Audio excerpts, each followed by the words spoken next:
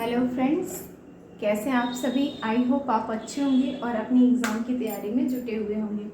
जैसा कि आपको पता है कि 20 अगस्त को सीटेट का एग्ज़ाम होना है और मैंने आपको प्रॉमिस किया है कि आपको हर एक सब्जेक्ट का मैं पूरा वीडियो फ्री दूंगी और साथ ही साथ उसकी पेडागोजी को भी अलग से कराऊंगी। मैंने हिंदी सब्जेक्ट पहले स्टार्ट किया था, तो हिंदी में मैंने आपको सारे टॉपिक वाइज आपको वीडियो प्रोवाइड किए हैं, जिसका लिंक आपको डिस्क्रिप्शन में मिल जाएगा। और अब मैं हिंदी की पेडागोजी सॉल्व करा रही हूँ आपको। पहला मैंने हिंदी पेडागोजी में भाषा अधिगम और भाषा अर्जन का वीडियो दिया हुआ है, जिसको आप देख सकते हैं डिस्क्रिप्शन में जा करके।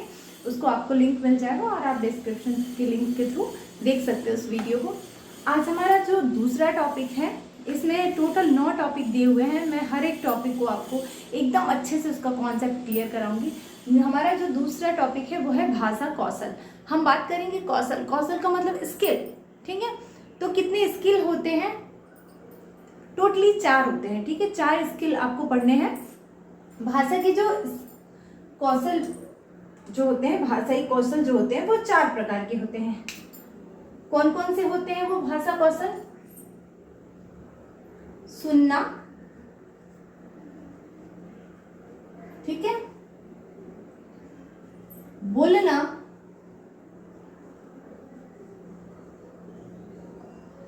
पढ़ना और लिखना, ठीक है। ये हमारे 4 कौशल हो गए।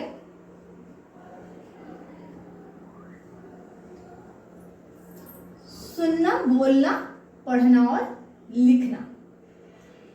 देखिए, जैसे एग्जाम्पल के लिए हम लेते हैं, कोई छोटा सा बच्चा है। जब छोटा बच्चा पैदा होता है घर में, तो सब लोग उसको बुलाते हैं, बाबू इधर देखो, बाबू उधर देखो। वो कुछ बोल तो नहीं पाता है, वो समझता भी नहीं है, लेकिन हाँ वो चीज़ों को सुनता है, वो आवाज़ को सुनता है। आप ताली बजाइए तो भी बच्चा उस चीज़ को सुन के उसकी तरफ वो क्रिया करता है कि किधर से आवाज़ आ रही है, ठीक है। तो यानी सुनने का मतलब, पहले हम किसी भी चीज़ को पहले हम सुनते हैं, उसके बाद उसका अनुकरण करेगा वो बच्चा। जैसे आप बुलाएंगे बाबू आ जाओ, चाहे आप बोलो, तो वो चीज़ को कोशिश करेगा, वो अनुकरण करने की कोशिश करेगा। तो वो धीरे धीरे जैसे सुनेगा, जितने अच्छा वो श्रोता होगा उतना ही अच्छा वो वक्ता भी हो सकता है, ठीक है।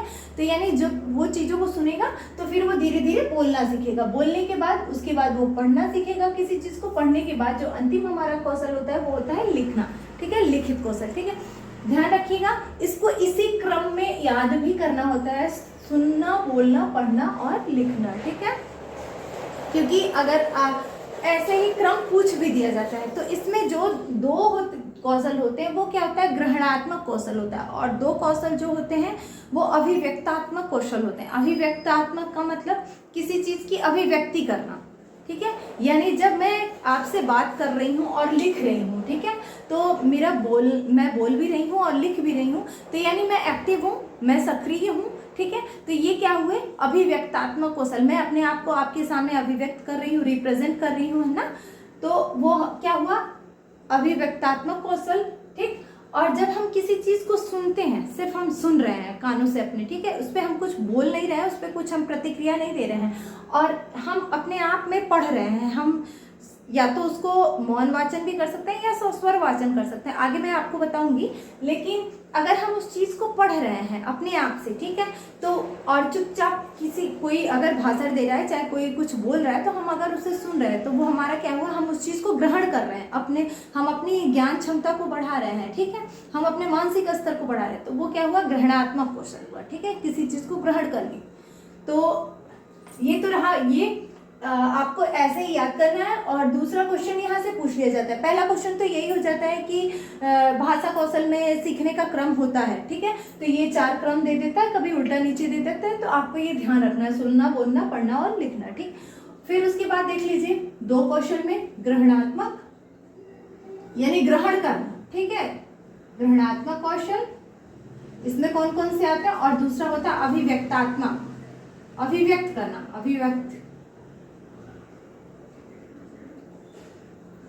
अभिव्यक्तात्मक कौशल या अभिव्यक्ति कौशल।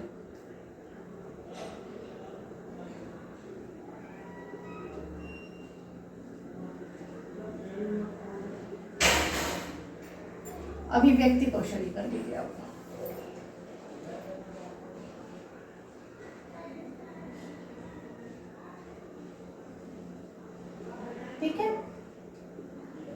बात करेंगे ग्रहणात्मक कौशल की, यानी किसी चीज को ग्रहण करना। ग्रहण करने में आपका क्या क्या आ जाएगा भाई? हम अपने आप से या तो बोले, ठीक है, कोई बोल रहा है, हम या तो अपने आप से सुने या फिर हम किसी किताब को पढ़े, तो वो हुआ हमारा ग्रहणात्मक कौशल। देख लीजिए आप, इसे भी ध्यान से देखे रहिएगा। ये 1 नंबर में आपको ये क्वेश्चन में देखने को मिल जाता है। जैसे ग्रहणात्मक कौशल में क्या आ जाएगा? सुनना और पढ़ना, जिससे सिर्फ हम एक्टिव हैं, हम अपनी मतलब किसी कोई बोल रहा है, हम सुन रहे हैं और खुद से ही हम किसी चीज का पढ़ रहे हैं, ठीक है। तो सुनना और पढ़ना ग्रहणात्मक कौशल होता। और अभिव्यक्ति करना, हम या तो किसी को भाषण दे करके या बोल करके, मतलब बोलना और लिखना, ठीक है, ये क्या हुआ हमारा? अभिव्यक्ति करने का एक तरीका हुआ। हम अपने आप को आपके सामने प्रस्तुत कर रहे हैं, ये अभिव्यक्त करने का एक तरीका हुआ। तो ये हुआ आपका अभिव्यक्तात्मक कौशल, ठीक है। बात करेंगे सुनना, पढ़ना, बोलना, लिखना, ठीक, ये हो गई। फिर उसमें आप देखिए सुनना और पढ़ना, ठीक है। यहाँ पे देखिए आप, ये क्या होता है? यहाँ पे हम निष्क्रिय हैं, इसे हम निष्क्रिय भी कह सकते हैं, निष्क्रिय कौशल। हम इसमें कोई एक्टिविटी नहीं कर रहे हैं, ठीक है, हम चुपचाप अपना सुन रहे हैं, कोई बोल रहा है, ठीक है। और बोलना और पढ़ना, बोलने में और लिखने में हम एक्टिव हैं, ठीक है, तो इसको हम सक्रिय भी कह सकते हैं, ठीक है। ये ध्यान में रखे रहिएगा। 2 क्वेश्चन तो आपको यहीं से बन जाते हैं सीधे सीधे, ठीक। उसके बाद बात करेंगे इसके अलग अलग प्रकार हैं कि वाचन के को हम कैसे बढ़ा सकते हैं, श्रवण कौशल को हम कैसे बढ़ा सकते हैं, ठीक। तो हम इन चारों कौशल को अलग अलग आपको बताते हैं। पहले देखिए, पहले इन दोनों को देख लेते हैं हम, श्रवण कौशल को के सोपान और उसके बाद से वाचन कौशल के सोपान। वाचन का मतलब ही पढ़ना होता है, ठीक है।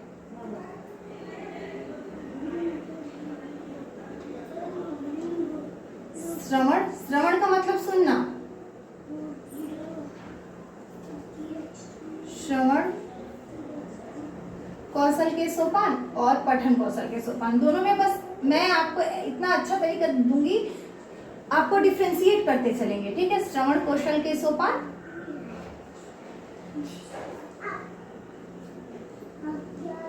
और वाचन कौशल या पठन कौशल के सोपान, ठीक है। वाचन कौशल के सोपान,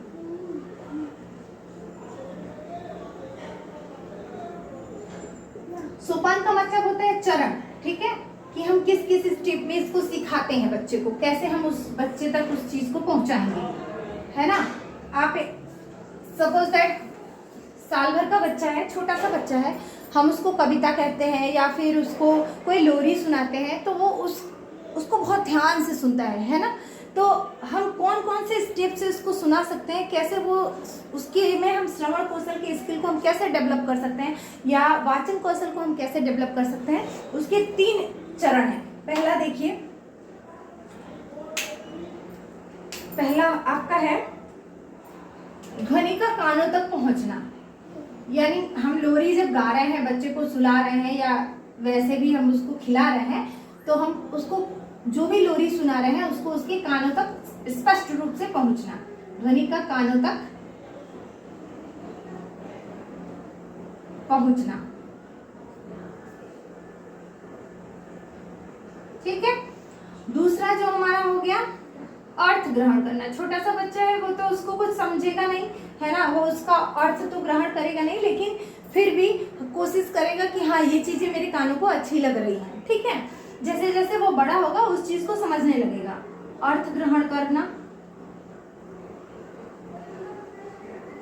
उसके बाद जो हमारा तीसरा होता है वो प्रयोग करना। सबसे अच्छी चीज यही होती है आखिरी वाली सोपान इसकी, ठीक है, कि अगर बच्चा निपुण हो जाएगा, मतलब कहने का मतलब श्रवण कौशल का मतलब वो जब श्रवण कौशल में निपुण हो जाता है बच्चा, जैसे जैसे उसकी उम्र बढ़ती है तो वो उसको प्रयोग करना भी जान जाएगा कि कहाँ पे किस शब्द का प्रयोग होगा। मैंने जो चीजें सुनी है उस सुने हुए वाक्य का या सुने हुए शब्द का हम कहाँ पे प्रयोग कर सकते हैं, ठीक है।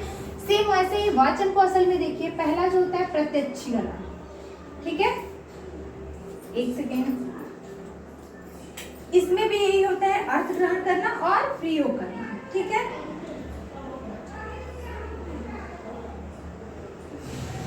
प्रत्यक्षीकरण, दूसरा होता है अर्थ ग्रहण करना।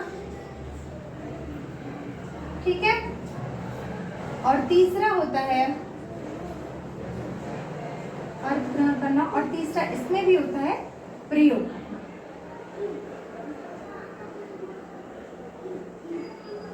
ठीक,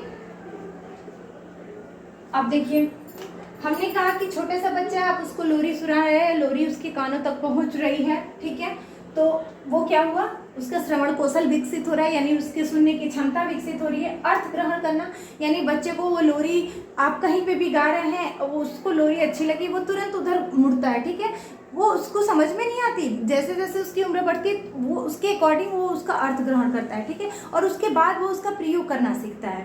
ठीक, प्रत्यक्षीकरण, वाचन कौशल, वाचन का मतलब पढ़ना है ना। हम बच्चे को जब पढ़ना सिखाते हैं तो उसमें हम क्या करते हैं, प्रत्यक्षीकरण का मतलब हम उसको कोई चीज दिखा करके कहते हैं हाँ बेटा ये सेव है तो ये सेव है। ठीक है, उसको प्रत्यक्ष रूप से दिखाते हैं। जैसे अभी तो बहुत सारे संसाधन मिल गए हैं कि आप उस बच्चे को वीडियो दिखा देते हैं और बच्चे को फोटो बना देते हैं, बच्चे को रियल में सेव ला करके दिखा देते हैं कि हाँ ये सेव है। ठीक है, लेकिन पहले जब साधन नहीं होते थे तो टीचर जो होता था वो ब्लैक बोर्ड पे लिख करके बच्चे को बताता था कि हाँ बेटा ये कैसे कबूतर है, जैसे वो उसने कबूतर का फोटो बनाया या कमल का फोटो बनाया और फिर उसने लिख दिया कि बेटा ये ऐसे लिखेंगे, ये कैसे कमल है। ठीक है, उसने कमल का फोटो बनाया, मेरी तो डायग्राम उतनी खास है नहीं, लेकिन फिर भी आप लोगों के लिए मैं बना रही हूँ, है ना। तो बच्चे को उसने दिखाया और क्या कहा कि बेटा ये क है, क से कमल है, यानी प्रत्यक्ष रूप से किसी चीज को दिखा करके बच्चे में पढ़ने की स्किल को विकसित करना। ठीक है, अर्थ ग्रहण करना, बच्चे को बार बार वो चीजें रिपीट करिए कि हाँ ये क से कमल है, क से कमल है, तो बच्चे उस चीज को समझ जाएगा कि हाँ ये क से कमल है। बाद में उसका प्रयोग करना वो धीरे धीरे सीखता है। ठीक है, कैसे प्रयोग करना सीखेगा भाई, पहले उसने शब्द सीखा, वर्ण सीखा, ये वर्ण हुए, वर्ण को वो जोड़ेगा, फिर शब्द बनाना सीखेगा, शब्द के बाद वो उसको एक सेंटेंस बनाना सीख जाएगा, एक वाक्य बनाना सीख जाएगा, वाक्य के बाद वो पूरे सेंटेंस को पढ़ना सीख जाएगा। ऐसे क्या हुआ, उसका वाचन कौशल विकसित होता है। ठीक है, तो ये थे हमारे दोनों सोपान, श्रवण कौशल के सोपान और वाचन कौशल के सोपान। ठीक है, अब हम बात करेंगे कि हम बच्चे में श्रवण कौशल को कैसे विकसित करेंगे या हम बच्चे में वाचन कौशल को कैसे विकसित करेंगे। ठीक है, तो ये देखिए यहीं पे हम लिख लेते हैं, एक मिनट,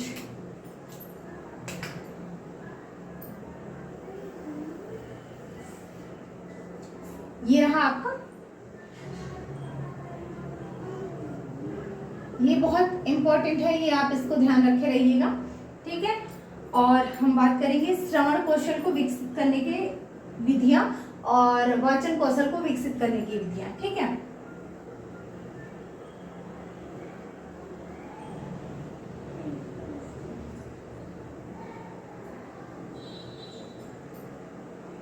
श्रवण कौशल को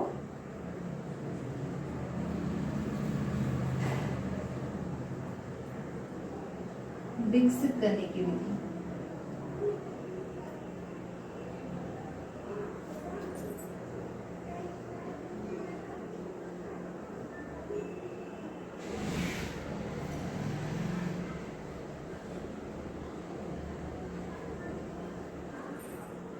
और आप यहाँ ले लीजिए वाचन को मौखिक अभिव्यक्ति या कह सकते हैं हम वाचन कौशल को ही विकसित करने के प्रकार। ठीक है,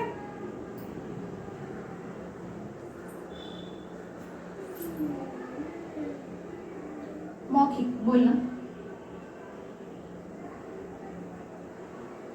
मौखिक अभिव्यक्ति,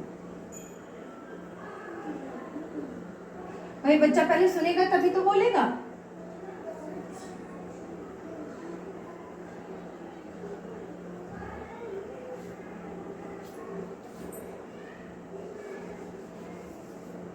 मौखिक अभिव्यक्ति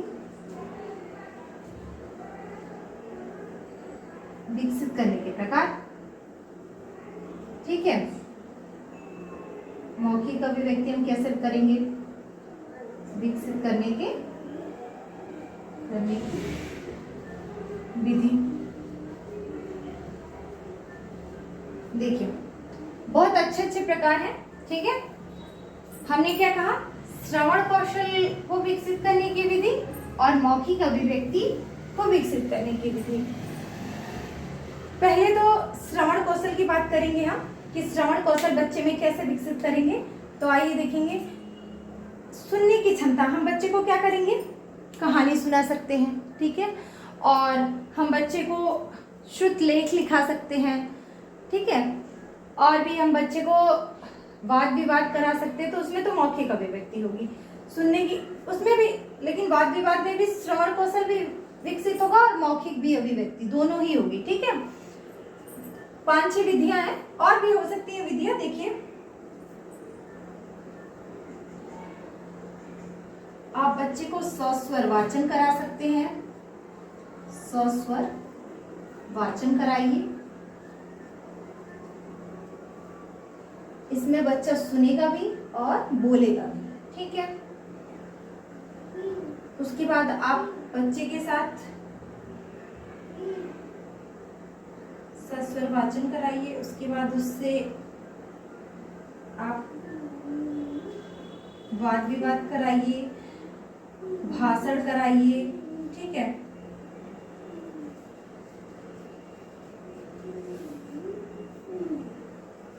वाद विवाद, श्रुत लेख लिखवाइए उससे, क्योंकि जब बच्चा अच्छा सुनेगा तभी तो लिखेगा, है ना। इससे 2 कौशल विकसित होंगे, ठीक है। और भी उससे कहानी,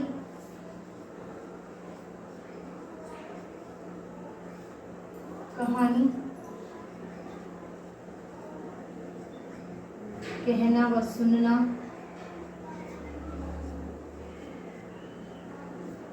ठीक है। और इसमें उसको मौखिक कहना है तो नाटक मंचन,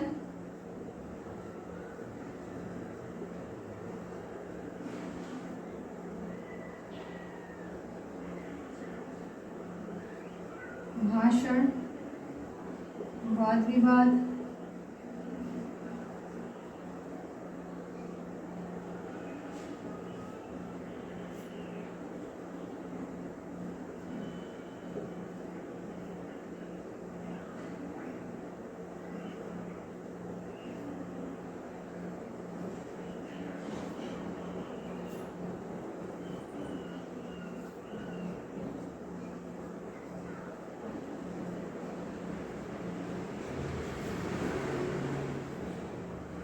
और भी कई प्रकार हो सकते हैं इसके, भाषण, वाद विवाद, कहानी कहना, सस्वर वाचन।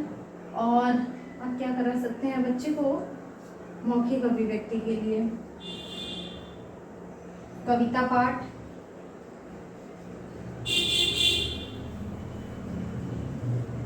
यानी कई विधियां हो सकती हैं। हमने कहा श्रवण कौशल को विकसित करने की विधियां। श्रवण कौशल बच्चा कैसे सुनेगा, सस्वर वाचन। आपका अभी मैं बताऊंगी सस्वर वाचन की भी कई प्रकार होते हैं। एक होता है मौन वाचन, एक होता है मौन वाचन, और एक आपका सस्वर वाचन। तो सस्वर वाचन में भी आपका होता है कि आदर्श वाचन होता है ना।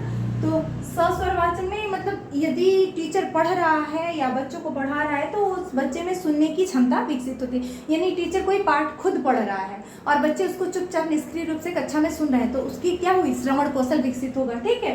भाषण, यदि कोई व्यक्ति भाषण दे रहा है तो बच्चा सुनेगा, तभी तो उसके अंदर भाषण से क्या होता है, बच्चे के अंदर उसकी श्रवण कौशल भी विकसित होती है और उसकी अभिव्यक्ति करने की भी क्षमता विकसित होती है, यानी उसकी मौखिक अभिव्यक्ति की भी क्षमता विकसित होगी, ठीक।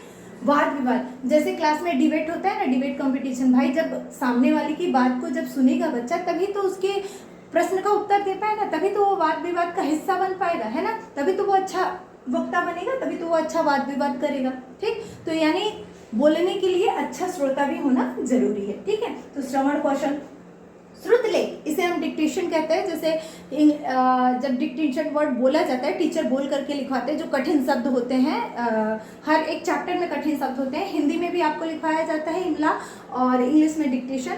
वो बोल करके टीचर क्लास में बोलते हैं बच्चों से, और बच्चे हर चैप्टर के पीछे वो कठिन शब्द दिए रहते हैं, और बच्चे उस कठिन शब्द को बिना देखे सिर्फ उनकी आवाज़, टीचर की आवाज़ को सुन करके लिखते हैं। ठीक है, तो वो क्या हुआ, उससे जब बच्चे ध्यान से टीचर की बात को सुनेंगे तभी तो आगे लिख पाएंगे, है ना। जैसे टीचर ने कहा परिश्रम, तो बच्चे ध्यान से सुनेंगे कि भाई कौन सा स कह रहे हैं टीचर, ठीक, तो वो श्रुतलेख हुआ। ठीक, कहानी कहना व सुनना, यानी जब बच्चा सुनेगा कोई, जैसे दादी लोग पहले के ज़माने में कहानी कहती थी ना, तो वो कहानी जब वो बच्चा सुनेगा, बहुत ध्यान लगा करके, बच्चे आज भी बच्चे कहानियों में बहुत इंटरेस्ट लेते हैं, है ना। तो बच्चे जब कहानी को ध्यान से सुनेगा, ठीक है, ध्यान से सुनेगा, तभी वो उसको कहना भी सीख पाएगा, यानी उस कहानी के जो पात्र होंगे या कहानी में जो उसको अच्छा लगा होगा, वो उसके बारे में बोलना भी वो सीख पाएगा। ठीक है, सेम वैसे ही मौखिक अभिव्यक्ति की भी विकसित करने की बहुत सारी विधियां हैं। नाटक मंचन सबसे बेस्ट जो मेथड है मौखिक अभिव्यक्ति विकसित करने की बच्चों में, वो क्या होता है, नाटक मंचन। आप देखे होंगे जब हिंदी की क्लास होती थी, तो हम लोग जब छोटे छोटे थे तो एक रंग भारती करके एक किताब चलती थी, 9th-10th में होती है वो रंग भारती, हिंदी मीडियम में। तो उसमें नाटक ही नाटक रहते हैं। ठीक है, उसमें हर एक चैप्टर, जैसे दीपदान हुआ, नए मेहमान हुआ, ये सब नाटक हुआ करते थे। तो उसमें हमारे टीचर्स क्या करते हैं, अलग अलग पात्र होते हैं, ठीक है, तो उस अलग अलग पात्र को अलग अलग बच्चों को दे देते हैं, और कहते हैं कि इसने जो सेंटेंस कहा है इस नाटक में, जिसका जो पात्र है वो अपने अपने वाक्य को बोलेगा। ठीक है, उससे बच्चों में क्या होता है, अपनी मौखिक अभिव्यक्ति, यानी सामने वाले को अपनी बात को समझाने में या अपनी बात कहने में जो हेजिटेशन होती है, जो हिचकिचाहट होती है, वो खत्म होती है, यानी बच्चे में मौखिक अभिव्यक्ति विकसित होती है। ठीक है, दूसरा हुआ भाषण। भाषण भी बच्चे जब सुनते हैं, देखते हैं आप, अच्छे जो नेता लोग होते हैं वो कितना अच्छा भाषण देते हैं, यानी उनकी मौखिक अभिव्यक्ति बहुत अच्छी विकसित है। ठीक है, देखिए क्लास में टीचर एक ही पढ़ाता है एक सब्जेक्ट को, लेकिन कोई बच्चे को बहुत अच्छा स्किल डेवलप हो जाता है और किसी बच्चे में वो स्किल डेवलप नहीं होता, तो वो बच्चे के अपने प्रयोग करने और उसके अर्थ ग्रहण करने की क्षमता पर निर्भर करता है। ठीक है, तो जब भाषण देते हैं तो भाषण में भी क्या होती है, हमारी मौखिक अभिव्यक्ति, हमारी बोलने की क्षमता विकसित होती है। ठीक है, वाद विवाद में भी सेम यही चीज, जब बच्चा सुनता है कि हाँ ये अच्छा ऐसे ये बोल रहा है तो मुझे इसका उत्तर देना है, तो वो उसके अंदर एक तो उसके अंदर डिसिप्लिन विकसित होगी, ठीक है, अनुशासन होगा, और दूसरी चीज कि वो बच्चा ध्यान से उन चीजों को सुनेगा और तभी वो सामने वाले के वाद का उत्तर दे पाएगा, यानी वाद विवाद का हिस्सा बन पाएगा। ठीक है, कहानी कहना, आप देखे होंगे कि छोटे बच्चों की जो बुक आती है हिंदी की, उसमें क्या होता है, फोटो बना दिए गए होते हैं। ठीक है, जैसे खरगोश और कछुए की 2-4 लाइन लिख दी गई रहती है और आगे दे दिया रहता है कि इस कहानी की रचना करें। ठीक है, यानी कहानी का अंतिम पात्र क्या होगा या कहानी का अंतिम हिस्सा क्या होगा, तो बच्चे अपने आप उसको जोड़ लेते हैं कि वो देख के फोटो कि अच्छा आगे खरगोश सो गया है और कछुआ आगे जीत गया है रेस को। ठीक है, तो यानी कहानी कहना, बच्चों को हम फोटो दिखा करके या कुछ भी दिखा करके उनको कहानी कहने की अभिव्यक्ति को हम विकसित कर सकते हैं, यानी उनके मौखिक अभिव्यक्ति का हम विकास कर सकते हैं। सस्वर वाचन, ये तो इसमें भी था। ठीक है, सस्वर वाचन में भी क्या होता है कि हम बच्चे को सिखाएंगे और वो जब बच्चा अपने आप से बोलेगा, अपने आप से पढ़ेगा, तो उसके अंदर मौखिक अभिव्यक्ति अपने आप विकसित होगी। ठीक है, जो आखिरी है, आप देखिए कविता पाठ। कविता पाठ का मतलब बच्चे को हम कोई पोयम दे दिए, कोई कविता का हम पाठ करा रहे हैं, या तो टीचर खुद बोल करके करा रहा है और या तो वो खुद से, मतलब बच्चा अपने आप से पढ़ रहा है, तो उसमें मौखिक अभिव्यक्ति का विकास होगा। ठीक, तो ये तो रहा श्रवण कौशल के सोपान और वाचन कौशल के सोपान। श्रवण कौशल को विकसित करने की विधि और मौखिक अभिव्यक्ति को विकसित करने की विधि। अब हम आएंगे वाचन के प्रकार पे। ठीक है, आइए देखते हैं अगला, जिससे आपका एक भी टॉपिक छूटे ना और आपका सबका सब कवर हो जाए। ठीक है, मेरी यही कोशिश है कि एक लेक्चर में एक आपका पूरा का पूरा टॉपिक कवर हो जाए और उससे आने वाला हर एक क्वेश्चन आप आसानी से कर ले जाएं। 2 से 3 क्वेश्चन आपको देखने को मिल जाता है ये भाषा कौशल से,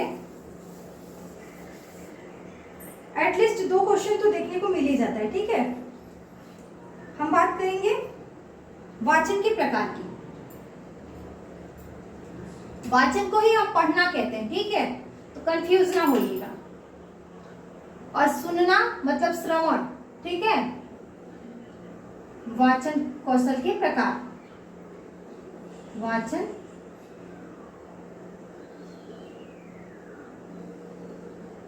कौशल के प्रकार और लिखने के भी प्रकार को हम अभी बताएंगे आपको। वाचन कौशल के प्रकार, और एक आप, इसीलिए मैं डिफरेंशिएट करते चल रही हूं आपको।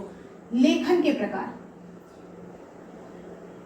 यानी वाचन का मतलब देख, यहाँ पठन भी लिख सकते हैं आप, ठीक है। पठन कौशल या वाचन कौशल के प्रकार और लेखन के प्रकार। देखिए, लेखन के 3 प्रकार होते हैं, जबकि वाचन कौशल के 2 प्रकार होते हैं। पहले हम वाचन कौशल को पढ़ लेते हैं। एक होता है हमारा सस्वर वाचन, एक होता है मौन वाचन, ठीक है। सस्वर वाचन और दूसरा हमारा होता है मौन वाचन। पहले हम बात करेंगे सस्वर वाचन की।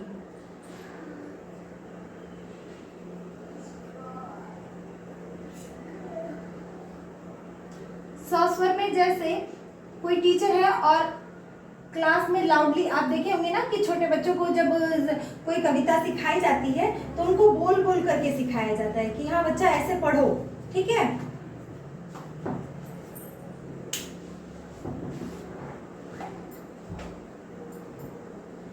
सस्वर वाचन में आप देखिए, जब किसी बच्चे को कविता सिखाई जाती है तो बच्चे से देखते होंगे कि बच्चा पहले टीचर खुद बोलता है, फिर उसके बाद बच्चे उसका अनुकरण करते हैं, ठीक है। तो ये भी 2 प्रकार के हो सकते हैं। एक होता है आदर्श वाचन, एक अनुकरण वाचन, ठीक है।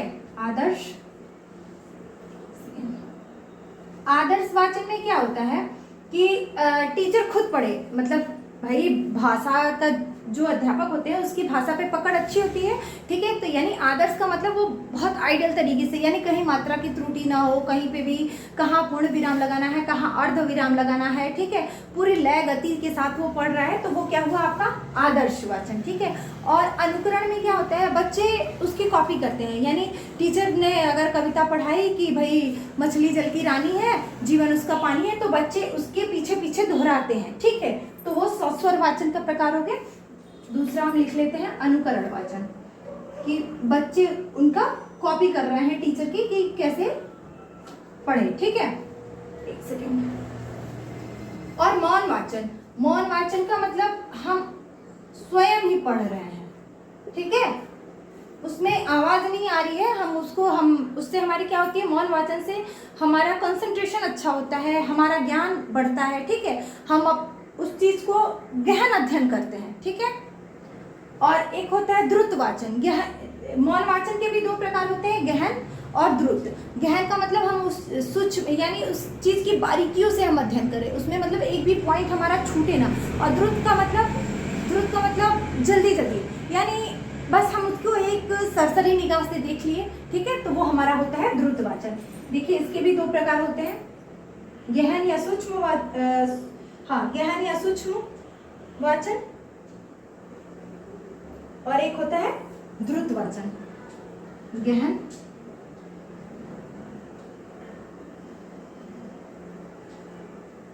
गहन वाचन और दूसरा होता है द्रुत। द्रुत मतलब जल्दी जल्दी, ठीक है। बस हम एक बार उसको सरसरी निगाह से देख लें, हमें इतना डीप में जाने की कोई जरूरत नहीं है, ठीक है। वो होता है आपका द्रुत वाचन, है ना। तो ये रहे आपके वाचन के प्रकार, 2 प्रकार के, ठीक। और लेखन के प्रकार में देख लीजिए आप,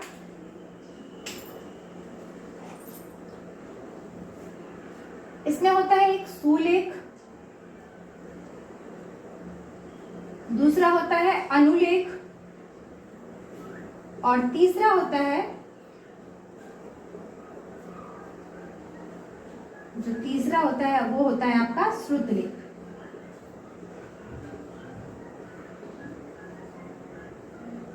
ठीक है,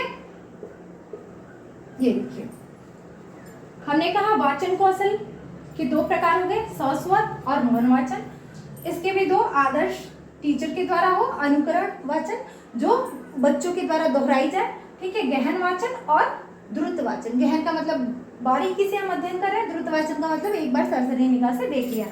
लेखन के 3 प्रकार। सुलेख, सुलेख का मतलब सुंदर लेख। आप देखते होंगे कि जैसे जैसे बच्चे 3rd 4th में जाते हैं, हम लोग को पहले निब वाली पेन दी जाती थी कि निब वाली पेन से लिखो तो उससे राइटिंग क्या होती है, सुंदर बनती है ना। तो सुलेख का मतलब बच्चे को सुंदर लिखने के लिए उसको दिया जाता है। आज भी हॉलीडे होमवर्क में आप देखे होंगे, जो समर वैकेशन में बच्चों को छुट्टियों में मिलता है होमवर्क कि 4 पेज लिखिए, चाहे 2 पेज लिख करके लाइए, तो उससे बच्चों की क्या होती है, राइटिंग सुधरती है। यानी सुलेख का मतलब बच्चे को सुंदर लिखना सिखाना। ठीक है, इसका मेन यही मीनिंग हुआ। आप देखिए सुलेख का मतलब सुंदर से है।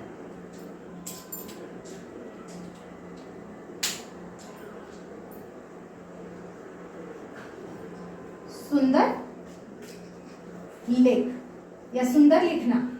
ठीक है, बच्चे को सुंदर लिखना अगर हम सिखा रहे हैं तो वो हमारा हुआ सुलेख।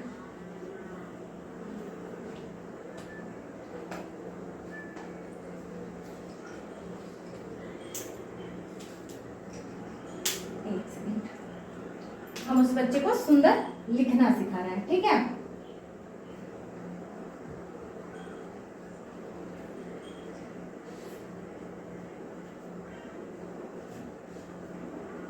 है ना। और यदि बच्चा अनुकरण कर रहा है, अनुलेख, अनुलेख का मतलब और से अनुकरण। ठीक है, अनुलेख आप देखे होंगे कि छोटे बच्चों की कॉपी आती है, सॉरी बुक आती है, उसमें डॉट डॉट डॉट बना रहता है और उस पे बच्चे को वैसे ही पेंसिल से घुमाना रहता है ताकि उसकी राइटिंग सुधर सके। ये अनुलेख का मतलब उसका अनुकरण करना। आप देखे होंगे छोटे बच्चों में ऐसे ऐसे dot dot dot dot dot ऐसे दिया होता है, हम लोगों ने भी उसको लिखा हुआ है ना, ऐसे लिखा रहता है और बच्चा उस पर क्या करता है, बकाते पेंसिल से अच्छे से उसको चलाता है और वैसा ही वो लिखना सीख जाता है। ठीक है, या फिर ऐसे देखिए क उसको दिया जाता है, मतलब कुछ भी वर्ड उसको सिखाते हैं जब टीचर, तो उसको ये हुई बात ना। ठीक है, तो ये ऐसे बच्चों को लिखने के लिए दे देते हैं टीचर, और बच्चे उस पर क्या करते हैं कि वो अपना पेंसिल घुमाएंगे और सेम जैसे ही टीचर लिखा रहता है वैसे ही वो सुंदर सा लिखने की कोशिश करते हैं। ठीक है ना, तो वो क्या हुआ हमारा अनुलेख।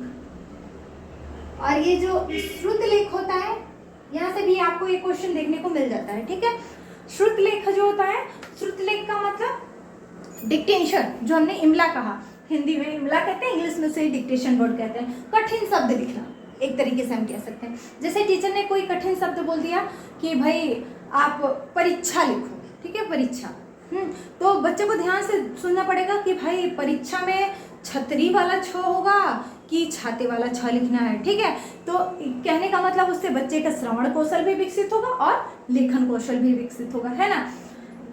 तो श्रुत लेख में हम क्या कहते हैं, कठिन शब्द को टीचर अध्यापक बोलता है और बच्चे उस शब्द को सुन करके और लिखते हैं। ठीक, वो हुआ हमारा श्रुत लेख। ठीक, तो ये थे प्रकार आपके वाचन कौशल के और ये थे प्रकार आपके लेखन कौशल के। एक बस इसमें एक और टॉपिक रह गया है, वो है वाचन शिक्षण की विधियां।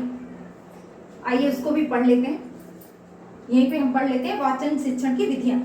मेनली इसकी 4 विधियां होती हैं, वाचन शिक्षण की विधियां। वाचन शिक्षण की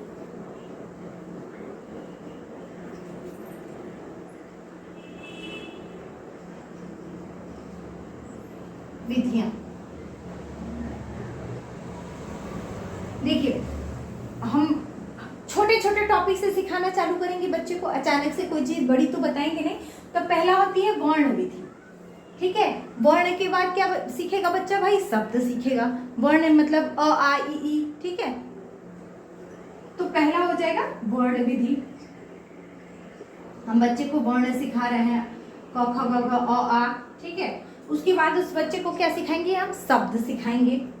ठीक, कि भाई शब्द सीख ले भाई। बच्चा धीरे धीरे बड़ा हो रहा है तो यानी 2 अक्षर के शब्द देखा होगा ना आपने, बिना मात्रा वाले शब्द बच्चों को सिखाए जाते हैं। अभी मैं एग्जांपल से आपको क्लियर करूंगी। और तीसरा होता है शब्द विधि के बाद क्या सिखाते हैं हम बच्चे को, वाक्य सेंटेंस बनाना। ठीक है, और अंतिम जो होती है इसकी विधि जो होती है वो कविता पाठ। ठीक है, यानी बच्चा एकदम से पढ़ना सीख जाए। ठीक है, वाचन शिक्षण को ही हमने बार बार कह रही हूँ कि ये भूलिएगा नहीं, वाचन शिक्षण को ही पठन कौशल कहते हैं। ठीक है, वाक्य विधि के बाद से हो जाएगा कविता पाठ। कविता पाठ, तो ये थी 4 विधियां उसकी। अब देखिए इन 4 विधियों में भाई वर्ण विधि, हमने क्या कहा कि बच्चे को हम वर्ण सिखा रहे हैं कि भाई तुम सीख लो, अ सीख लो, आ सीख लो, ठीक है, ई सीख लो, मतलब बच्चे को हम पहले वर्ण सिखा रहे हैं। उसको हम, आप देखे होंगे ना, स्वर सिखाया जाता है पहले बच्चों को, फिर उसके बाद व्यंजन सिखाया जाता है, स्वर के बाद से व्यंजन, व्यंजन के बाद शब्द सिखाए जाते हैं, शब्द विधि सिखाई जाती है। यानी शब्द का मतलब कोई 2 शब्द मिला करके एक, जैसे बिना मात्रा वाले शब्द सिखाए जाते हैं बच्चों को, नल, जल, ठीक है। उसके बाद 3 अक्षर वाले शब्द सिखाए जाते हैं बिना मात्रा के, गगन, ठीक है, नमन। ये सब क्या होते हैं, उन बच्चों को सिखाने के तरीके होते हैं। ठीक है, कि शब्द विधि सीखो, 2-2 अक्षर वाले शब्द सीखो, 3 अक्षर वाले शब्द सीखो। उसके बाद वाक्य विधि, यानी वाक्य का मतलब बच्चे को बिना मात्रा वाले शब्द जो होते हैं उनको वो सिखाते हैं कि कल घर, हाँ एक सेकेंड, वाक्य विधि में हम उसको वाक्य, सिंपल वाक्य सिखाएंगे कि उठ घर चल, ठीक है, उठ घर चल, ठीक है। इसमें क्या हुआ, आप देखिए कहीं मात्रा का प्रयोग नहीं है। ठीक है, उसके बाद कविता पाठ। कविता पाठ में भाई बच्चा एकदम निपुण हो जाता है, बच्चा एकदम बोलना सीख जाता है। जैसे कोई भी कविता वो आसानी से पढ़ सकता है, जैसे मछली जल की रानी है, ठीक है, वो पूरा अच्छे से पढ़ लेता है। ठीक, तो ये था आज का आपका, ये था आपका भाषा कौशल और उसके प्रकार। अगर आपको वीडियो अच्छी लगी हो तो मेरे वीडियो को लाइक करें और मेरे चैनल को सब्सक्राइब करें। Thank you for watching. अगले वीडियो में हम आपको दूसरा टॉपिक एकदम कॉन्सेप्ट क्लियर करेंगे। मुझे लगता है कि आपको ये वीडियो पसंद आई होगी। Thank you for watching.